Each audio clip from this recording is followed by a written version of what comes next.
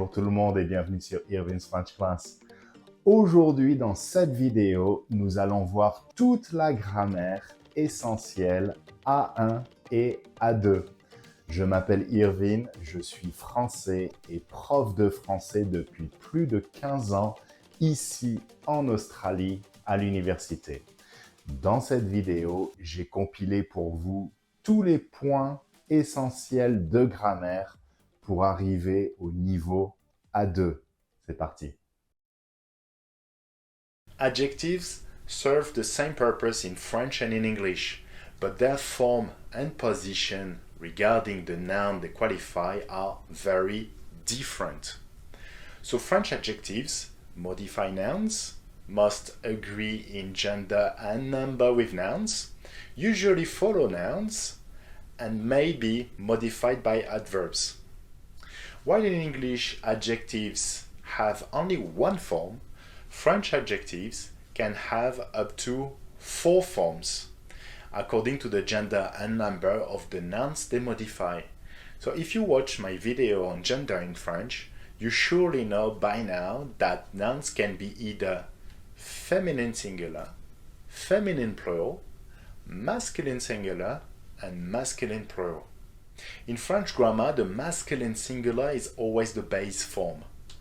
Most of the time, add an E to it to make it feminine, and an S to make it plural.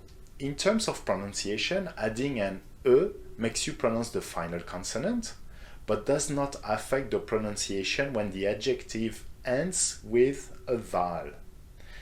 The S plural is never pronounced in French. So let's go through some examples and repeat them after me. Petit, petit, petite, petite. Grand, grand, grande, grande. Français, français. You see, you don't double the S here for plural. There's already an S in the singular form. You don't need to add another S. Française, feminine. Française, you add an S to make it feminine plural. Extraverti, extraverti, extraverti, extraverti. You see, the 4 forms are pronounced the same. Marié, marié, marié, marié. Same for that one because it also ends with a vowel.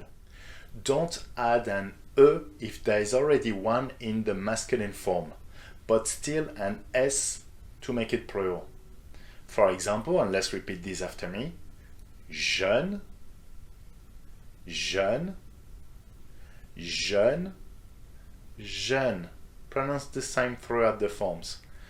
Calme, calme. Guess what?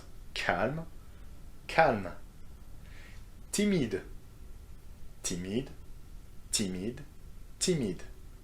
Dynamique, dynamique, dynamique, and dynamique. Okay, let's cover some uses in context now. Adjectives can describe things and people using the verb être. For example, and repeat this after me. Il est grand, elle est grande. La maison est petite, le jardin est petit. Luc et Paul sont extravertis. Emma et Lucie sont extravertis. Adjectives can also directly modify a noun. In that case, the adjective usually follow the noun. For example, and repeat this after me.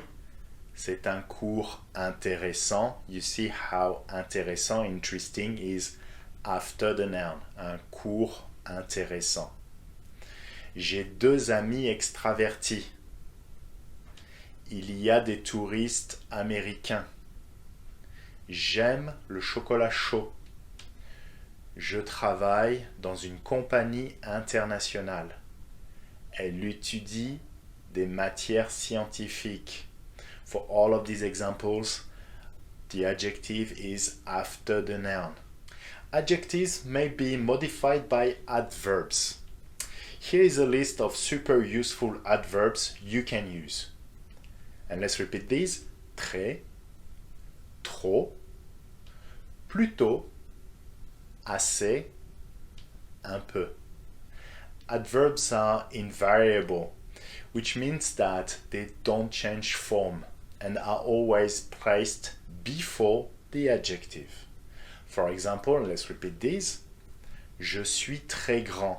I am very tall. La maison est plutôt petite. Yeah, the house is rather small. L'eau de la mer est assez froide. Le dessert est trop sucré. La chaise est un peu cassée. Let me give you a list of additional adjectives following the rules we just explained. For your convenience, they are classified in categories. For example, personality traits and people. Let's cover them together and repeat after me. Content, drôle, intelligent, sympathique, méchant, triste. For colors, rouge, bleu, vert, noir, jaune, rose. Shapes, rond, carré, large.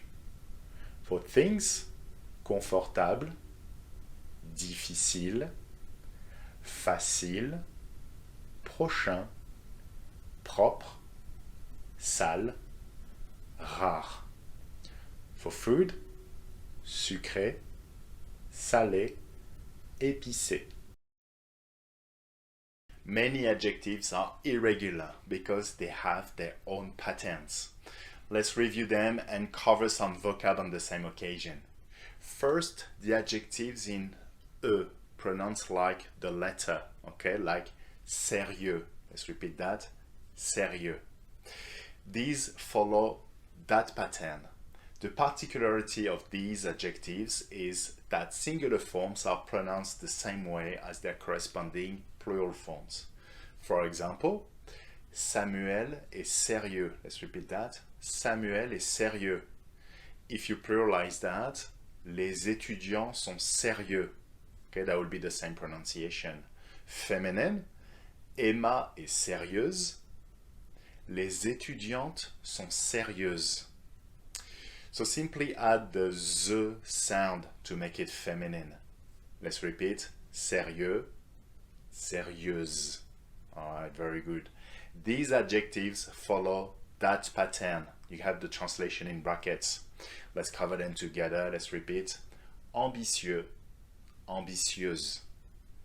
Amoureux, amoureuse. Chaleureux, chaleureuse. Consciencieux, consciencieuse. Curieux, curieuse. Ennuyeux, what would be the feminine? Ennuyeuse, that's right. If I give you the feminine now, généreuse, généreux, very good. Heureux, heureuse. Joyeux, joyeuse. Malheureux, malheureuse. Paresseux, paresseuse. Second, adjectives in all. Masculine singular, feminine plural are all pronounced the same. Okay, for those. The tricky part is the switch between masculine singular to masculine plural. So from all, you go to O. It's spelled A-U-X, but it's pronounced as just like the letter O. For example, let's repeat this together. Eric est génial.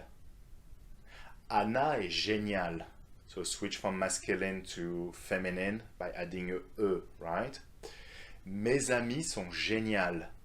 You see amis with an E, so it's feminine, right? Feminine plural, génial, ES at the end, yeah? Be careful, mes amis now. Mes amis without an E, so it's gotta be masculine. Mes amis sont géniaux, A-U-X at the end, yes?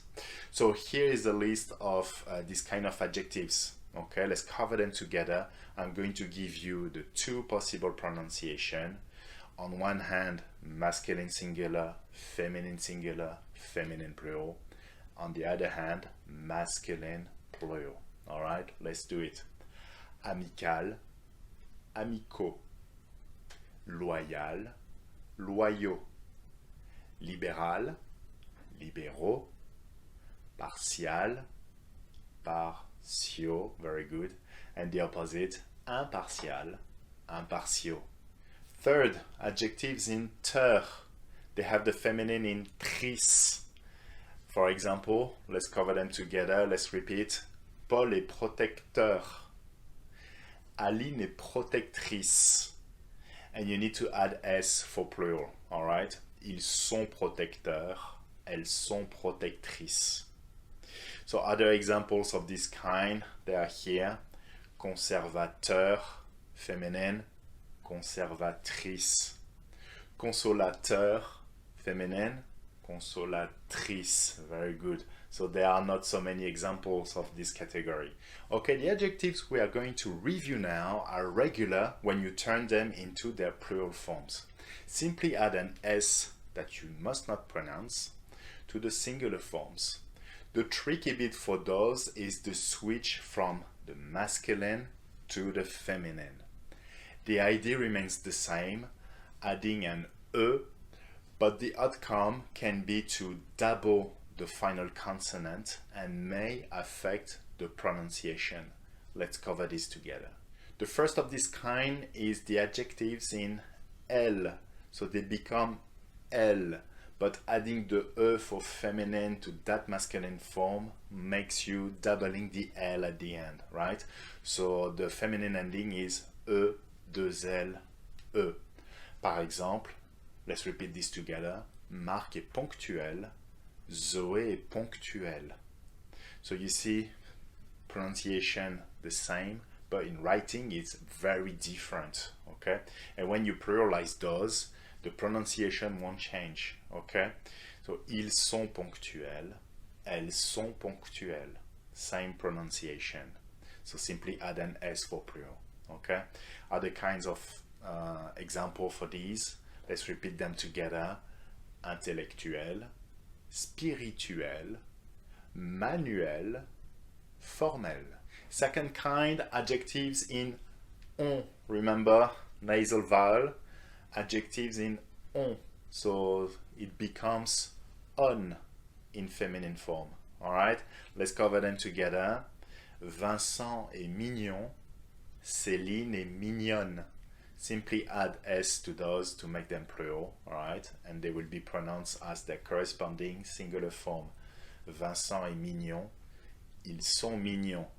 Masculine singular, masculine plural. Céline est mignonne, elles sont mignonnes. Other examples of these, okay, let's repeat them together.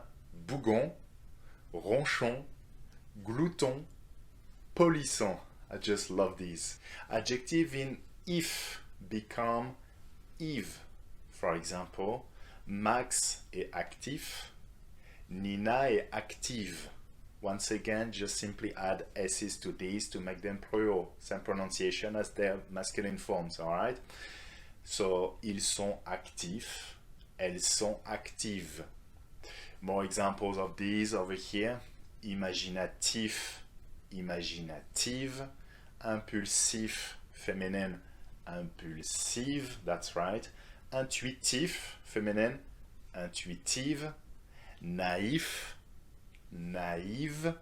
Sportif, sportive, that's right. Next, adjectives in heure become euse. Alright, let's cover the examples together.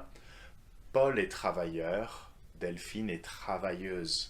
Once again, simply add S's to these. Ils sont travailleurs, elles sont travailleuses. Other examples. Rieur, féminine, rieuse, very good. Blagueur, blagueuse, that's right. Let me give you some sentences. You can repeat them after me, by the way. J'ai un ami sympathique. Elle travaille pour une entreprise internationale. Nous avons des collègues australiens et espagnols. So in these three sentences, I have used some adjectives. They are in red. Please observe their position regarding the nouns they qualify, and the nouns are in green. Now tell me, are the French adjectives usually placed After or before the nouns? After, that's correct. And that's the regular, the usual construction in French, which is article plus nom plus adjectif. For example, une voiture rouge. You can repeat that after me. Une amie intelligente. Un ordinateur performant. Now let me give you some other sentences. Once again, you can repeat them after me. J'habite dans un petit appartement. Elle travaille pour une grande entreprise. J'ai un bon avocat. And that's not the fruit I'm talking about, okay? That's a lawyer.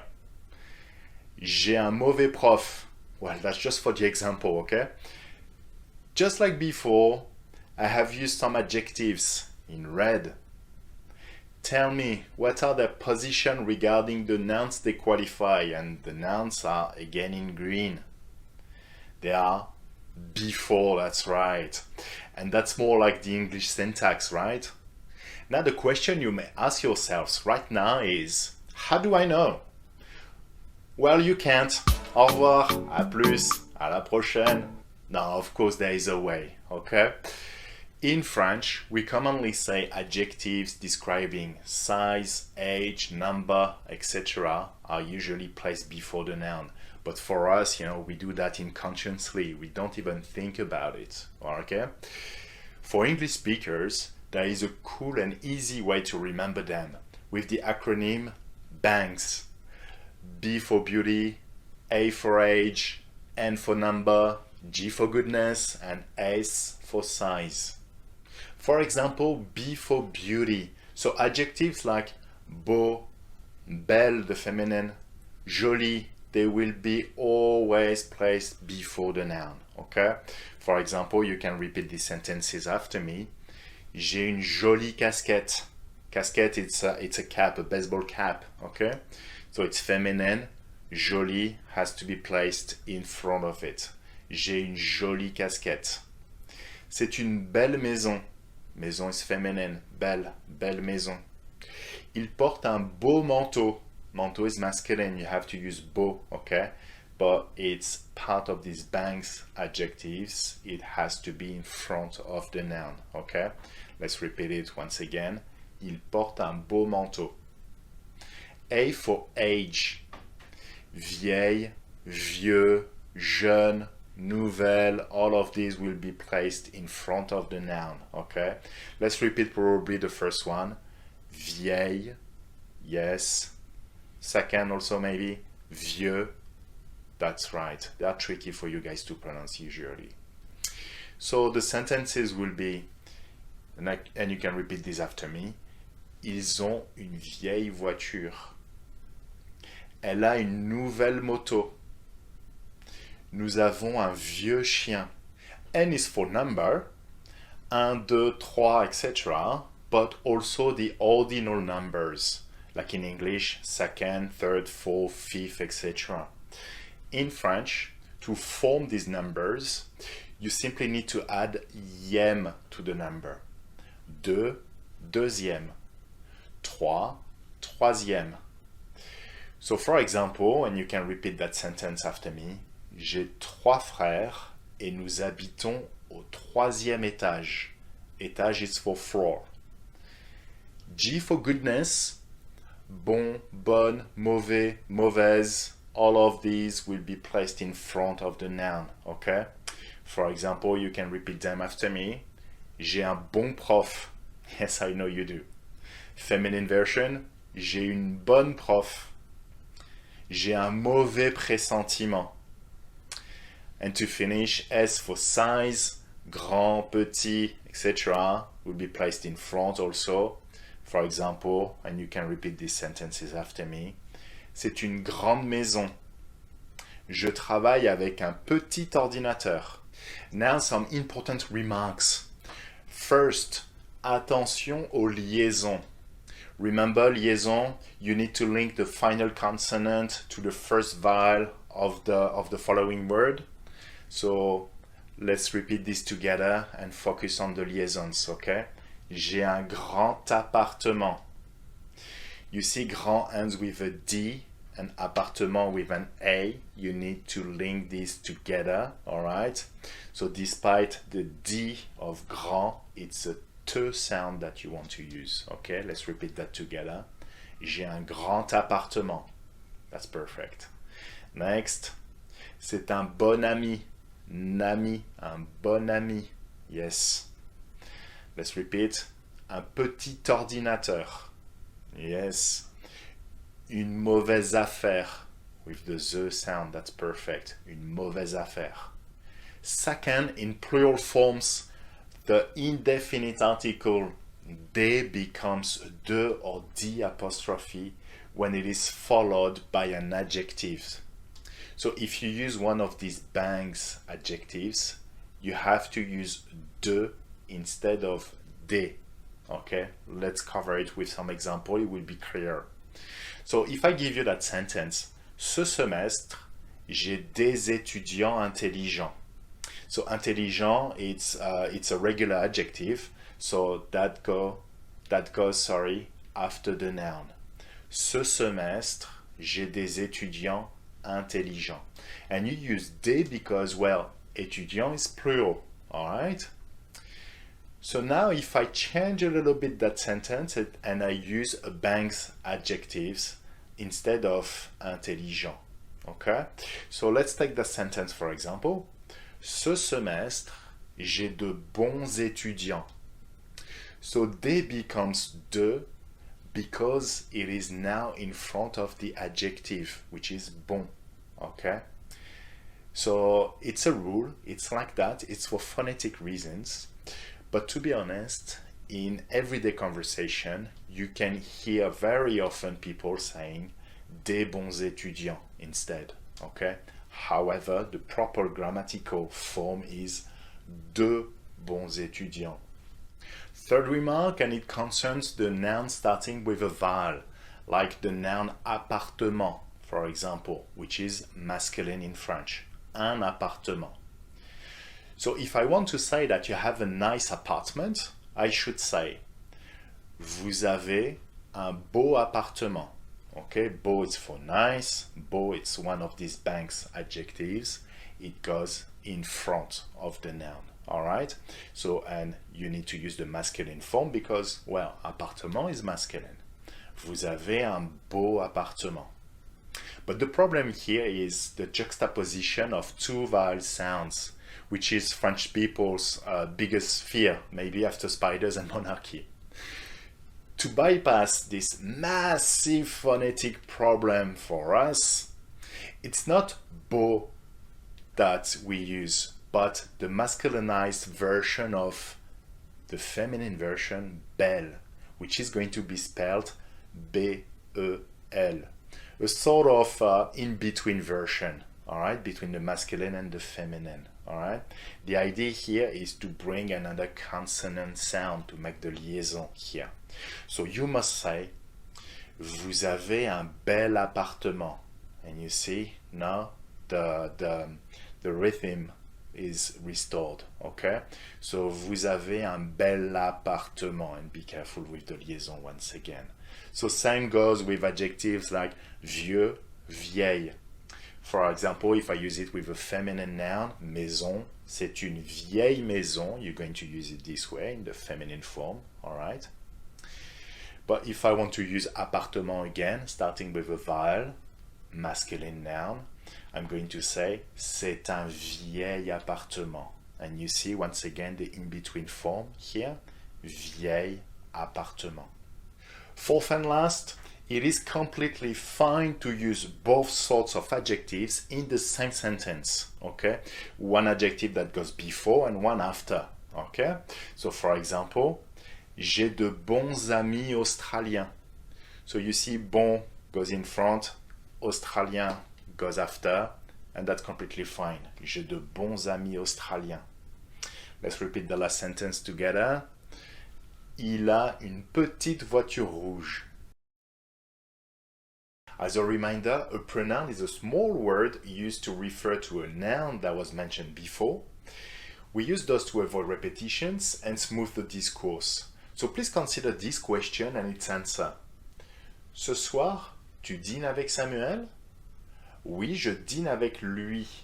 As you can see in bold, the name of the person is mentioned in the question. To avoid the repetition, a stress pronoun referring to Samuel is used in the answer, and lui means him in this context. Here are the stress pronouns corresponding to each subject pronoun. Let's repeat them together. Moi, toi, lui, elle, nous, vous, elle, eux. As you can see, some are just like the subject pronoun, like elle, nous, vous, and some are very different, like eux, lui. Now let's talk about how to use them in context. They are used to reinforce a subject pronoun. Like for example, you can repeat that after me. Moi, j'adore le chocolat. Vous, vous parlez français. After c'est or ce n'est pas. C'est lui? C'est lui, non? Non, ce n'est pas lui. In short sentences without verb, for example, and you can repeat it. Qui veut du dessert? Moi, before and after et and ou. And let's repeat that together. Elle et moi, nous parlons français.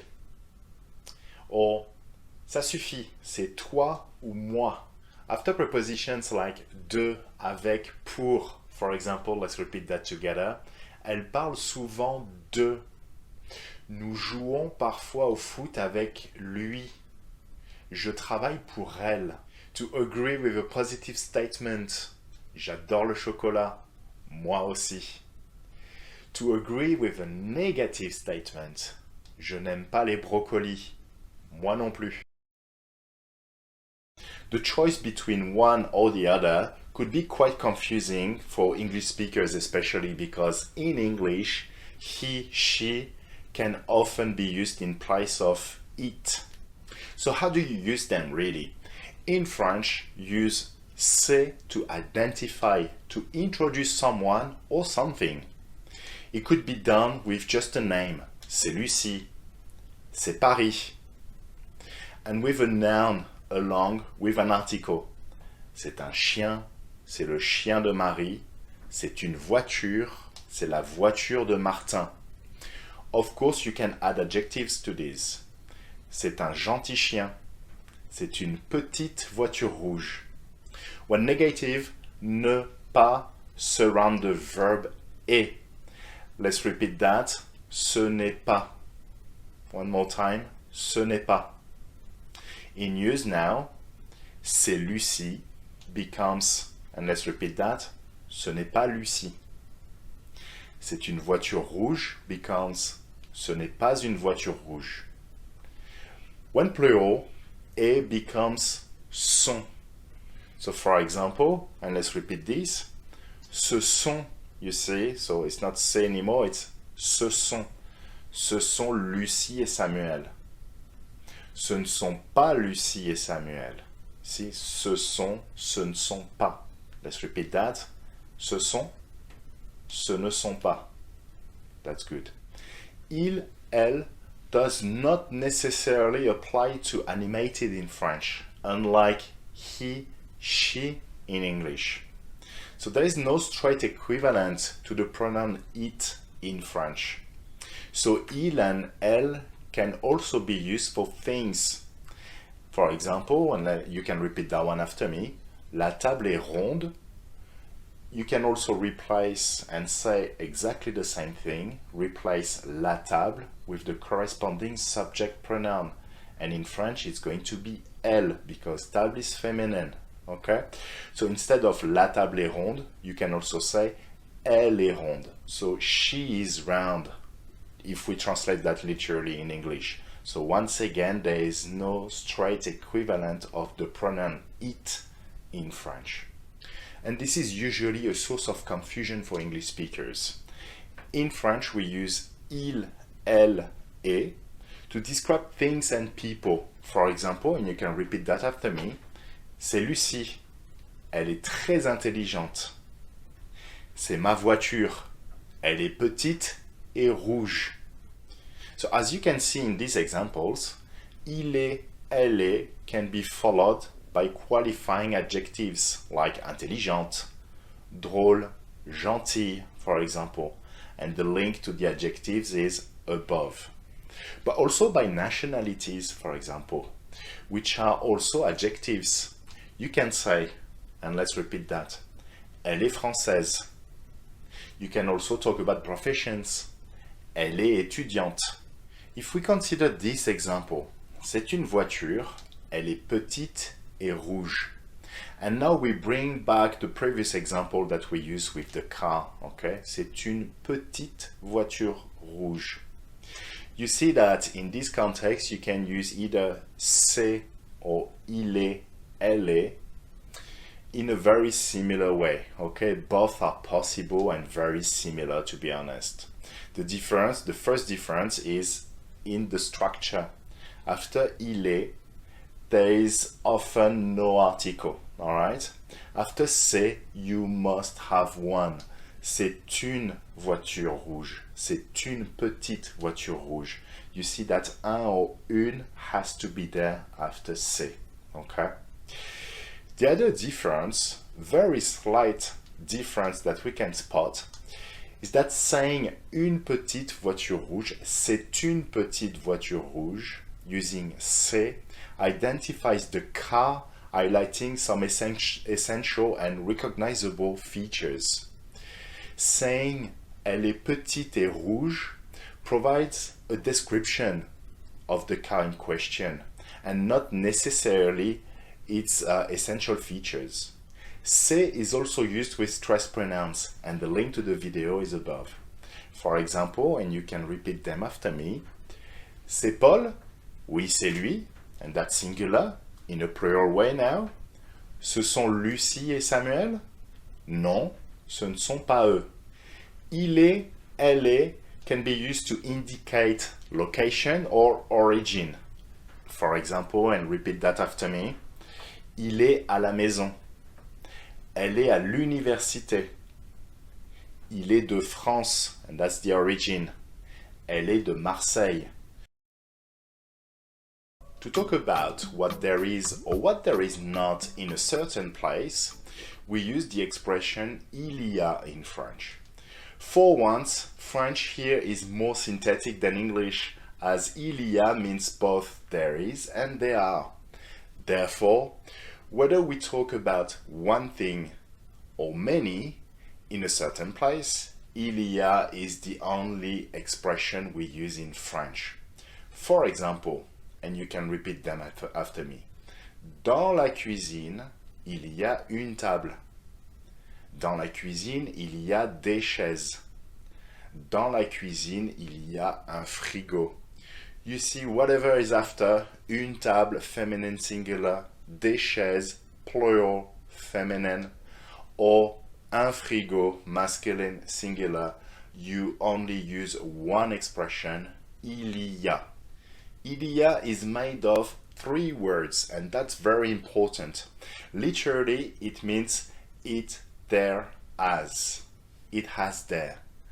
Then in writing, a space must be clearly separate the 3 words. In my students' writing, I can often see something like that. Il y a, okay, with the Y and A attached together. No, this is wrong, okay? So be careful with that. You need to clearly separate the words, especially if you are handwriting, okay? It's even more important. In speaking, its pronunciation is, and you can repeat that after me, il y a. Very often in familiar context, French people say ya, so you completely drop the il in front, right? And just say ya. Like for example, and you can repeat this after me, y a du dessert? Y a un problème? So be careful with the latter, because you could start a fight in French with that. In negation, il y a becomes il n'y a pas de. In full like that, that's the only structure you are going to use. Whatever the gender and number of what is coming next, okay? For example, and you can repeat that after me, il n'y a pas de livre dans mon sac. Dans mon téléphone, il n'y a pas de photo. Dans le salon, il n'y a pas de télévision. Okay? So here we had books, masculine and plural. Photo, feminine and plural. Television, feminine and singular. Okay? You see, whatever is the gender and number, you're going to use il n'y a pas de. And the de is very important. The only other way you can find is with the apostrophe. Okay? De can be also the apostrophe if the noun that follows starts with a vowel. In close questions, the yes or no questions, remember, the link is above. So you will start with the expression est-ce que, right? You remember that? Est-ce que, and then add il y a to it. So, and when you put them together, you need to do the elision, right? So, and therefore you need to add an apostrophe. And the question will be, for example, you can repeat that one after me. Est-ce qu'il y a un film à la télé? Okay, let's repeat only the important expression here. Est-ce qu'il y a? That's right. In open questions, follow this structure. Interrogative word first, est-ce que plus il y a. And once again, when you join est-ce que and il y a, you need to do the elision and add the apostrophe, right? First example, and you can repeat it after me. Qu'est-ce qu'il y a? Qu'est-ce qu'il y a? Pourquoi est-ce qu'il y a du sucre dans mon café? Où est-ce qu'il y a un cinéma? Combien est-ce qu'il y a d'étudiants dans la classe? You see, the structure is always the same. Interrogative word, est-ce qu'il y a? Okay? Still in questions, il y a can be used with the inversion. Do you remember the inversion? Between the verb and the subject? So, I will come first, and the inversion will happen between il and a, between the verb and the subject. But by doing so, two vowels will come in contact, which is what? Remember? Yes, French speakers' biggest fear. So to bypass this issue, we need to connect a and il, okay, the a and I with a T. So you need to add a T in between, okay? And don't forget the hyphens, okay? Les tirets en français. So in writing, it will be something like that. Yeah? Y a-t-il? And let's repeat only that bit. Y a-t-il? One more time. Y a-t-il? Another question in full. Y a-t-il un problème? So in French, we need to do that to ease the pronunciation because it is much easier to pronounce y a-t-il than y a-il. You see how hard is it? I need to make an effort here. Y a-il, and it doesn't sound quite right? So just remember to add a T in between and everything's perfect. Y a-t-il? By the way, there is, il y a, there is only one correct inversion spelling. There is no other variations, and that's the one that we've seen before in the previous question, okay? Y a-t-il? That's the only spelling possible. Some expressions and proverbs with il y a in French. Here they are with the translations in brackets. Okay, let's cover them together. Il n'y a pas le feu au lac. So there is no fire at the lake, literally. So what's the rush, right? Il n'y a pas de fumée sans feu. You have one that is very similar, right? Tant qu'il y a de la vie, il y a de l'espoir. Where there is life, there is hope. The prepositions a and de can have several meanings. A can be at or to, depending on the verb in front. For example, and you can repeat this after me, j'arrive à la maison. Elle parle à sa mère. You see, in these two different sentences, we use a, but a has different meanings in English. Okay? De can be from or about. And let's check out the examples.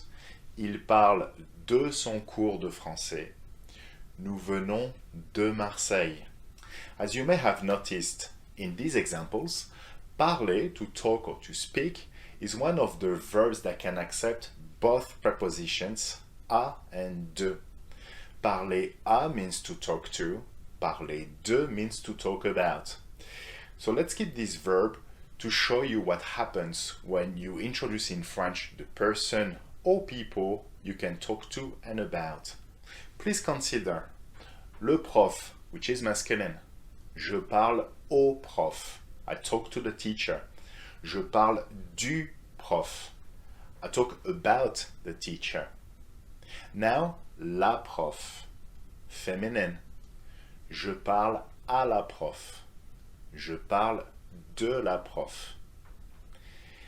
Let's go through the plural form. Les profs. Je parle aux profs. Je parle des profs. L'étudiant, which starts with a vowel. Je parle à l'étudiant. Je parle de l'étudiant. All right. So please observe what happens to the prepositions à and de according to the gender and number of what follows.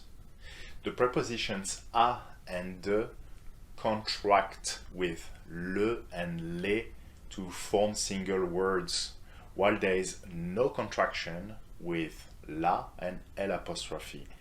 So, à plus le turns into au prof. De plus le turns into du prof. À and les turns into O with an X, and that's the marker of the plural form. Au prof. De and les becomes des prof. There is no contraction with feminine nouns, neither with nouns starting with a vowel regardless their gender. Je parle à l'étudiant, but it could have been also je parle à l'étudiante. Gender doesn't matter. Je parle de l'étudiant. It could have been je parle de l'étudiante. Be careful. When vowel starting nouns are plural, contraction applies. For example, je parle aux étudiants. It could have been je parle aux étudiantes. It's plural, doesn't matter the gender. But be careful with the liaison over here. Let's repeat that. Je parle aux étudiants. Je parle aux étudiantes.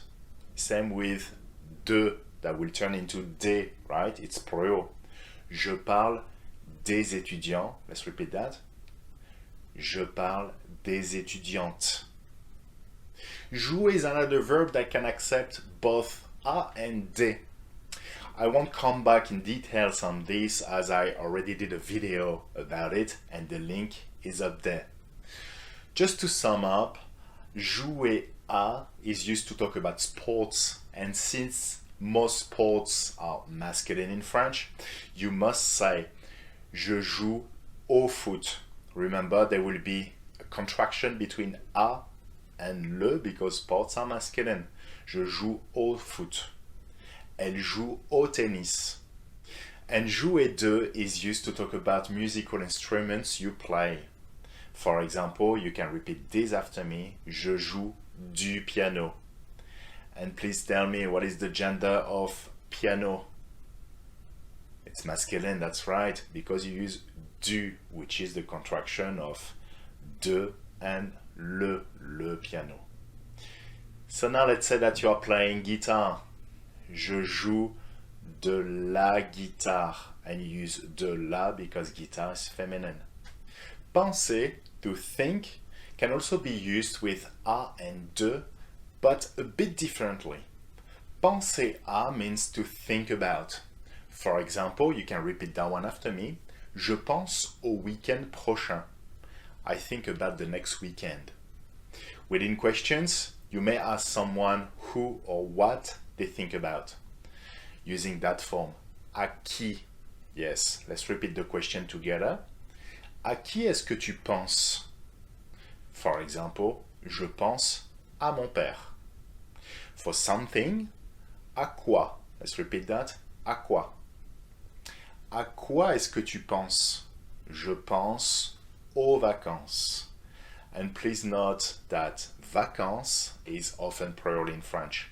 So, je pense aux is the contraction of à and les vacances. So don't forget the X at the end of au. Penser de means to think of. You can use it to ask questions, but not in answers. To ask someone's opinion on a given topic, use penser de. And let's do the example together. Let's repeat that. Qu'est-ce que tu penses de? What do you think of? And be careful. You may need to do a contraction of de, right? For example, qu'est-ce que tu penses du film? What do you think of the movie? To respond, use penser que, and this is where penser à and penser de is used differently, okay? You can't answer using penser de, right? Just like in English, I think that, okay? Je pense que, that would be the structure. So for example, in answer to qu'est-ce que tu penses du film? You can say je pense qu'il est excellent. I think that it is excellent. And please note that, unlike English, the conjunction que, that, cannot be omitted in French, and that's a little mistake learners often do. So remember, you think that, but you don't think directly something. The preposition chez is used in French to indicate where you are or where you are going to. For example, and you can repeat this after me, je suis chez moi. I am at my place. I am at home. Let's cover the rest. Let's repeat that. Elle va chez son ami. Nous allons chez le médecin. Il travaille chez eux. Il étudie chez un camarade de classe. So to refer to someone's home, residence, or place of work, use these expressions. Chez plus noun, either proper or common, with an article. For example, and you can repeat this after me, chez Paul, chez un ami, chez le médecin. The other way is also to use chez plus a stressed pronoun. And there is a video about these pronouns that I've done already, and the link is right up there. For example, chez moi, chez toi, chez elle, chez lui, chez nous, chez vous, chez eux, chez elle. In questions, the interrogative expression chez qui is used. And let's repeat that bit together. Chez qui? Yes. For example, and let's repeat that. Chez qui est-ce que tu vas? So please note that chez is only used with people. With places, use the preposition à. So for example, je vais chez le boulanger. Je vais à la boulangerie. You see the difference? The first sentence, you are referring to the people, to the person, okay? Le boulanger.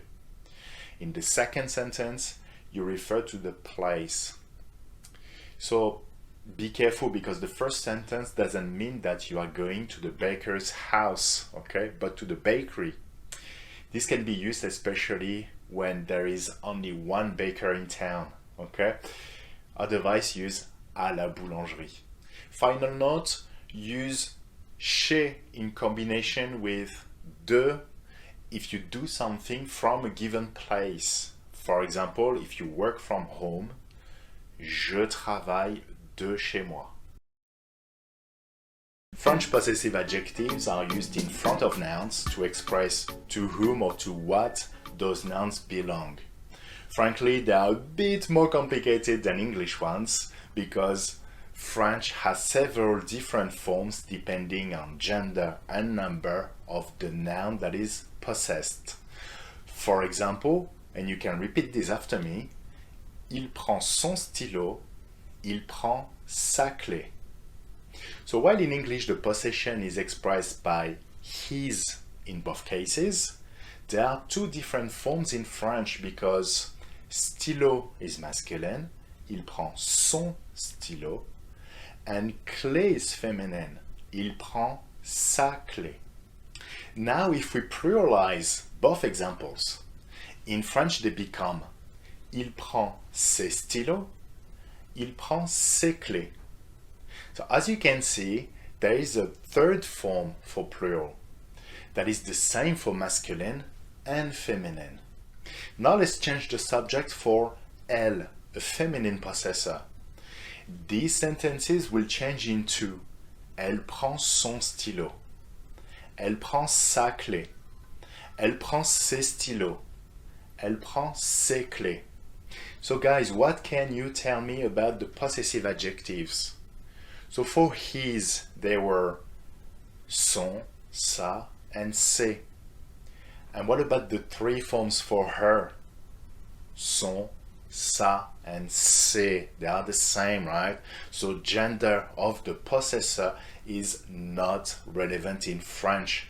Unlike in English, his for masculine possessor and her for feminine possessor. So that is one of the major difficulties for English speakers. So 3 different forms. It's 2 more than in English, I know, but that goes only for the 3 singular persons. Je, tu, and il, elle.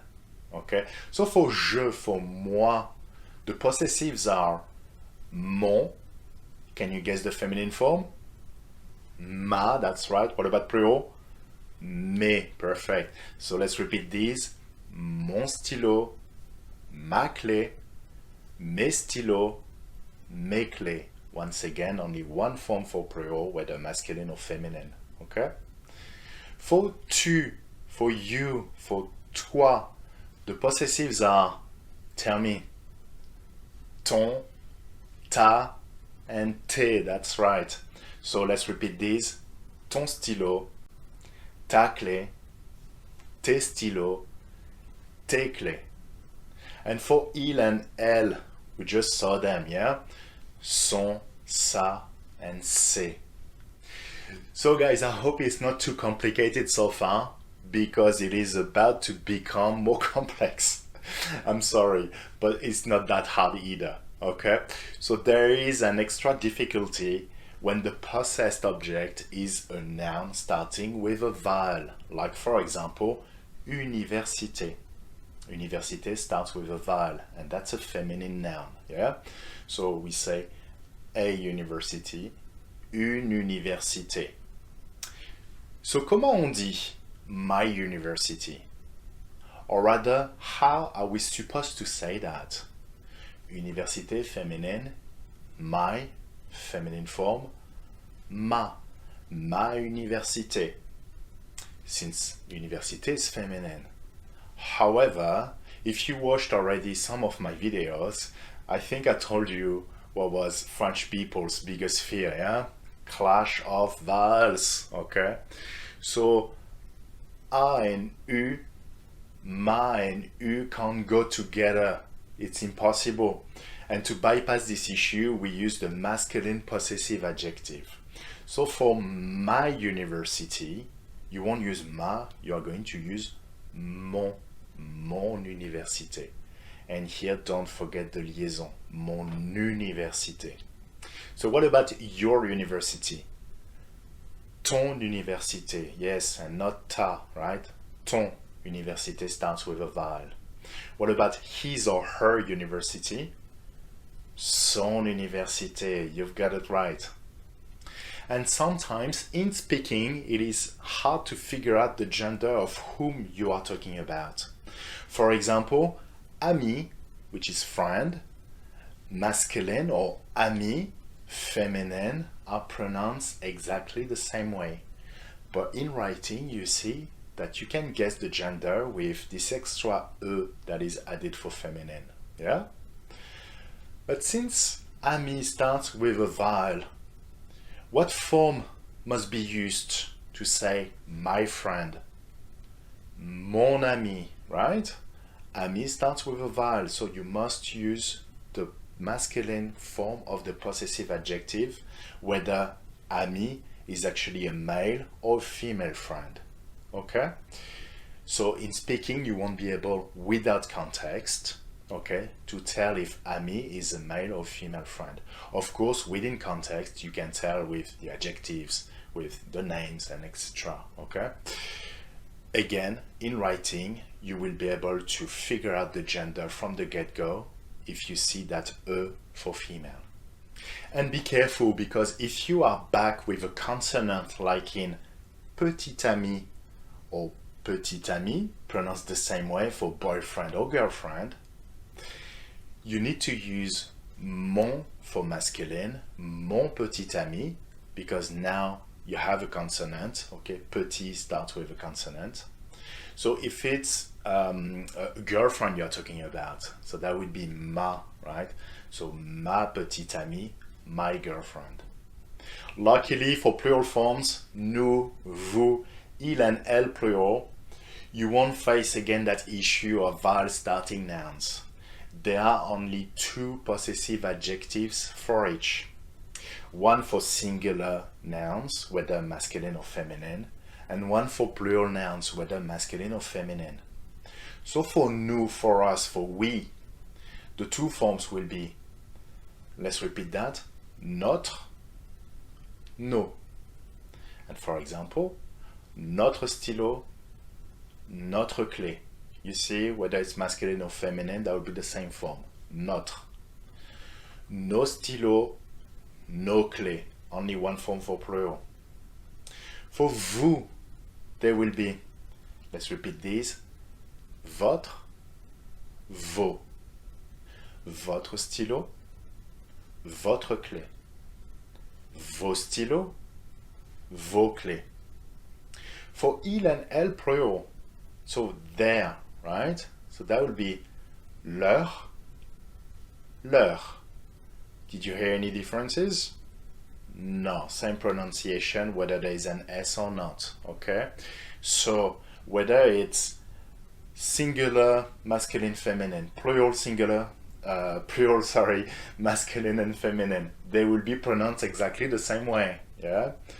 Leur stylo, leur clé, leur stylo, leur clé. Same pronunciation. Of course, in writing, you will be able to tell if it's singular or plural with the S's, yeah? And don't forget the liaison for plural nouns starting with a vowel.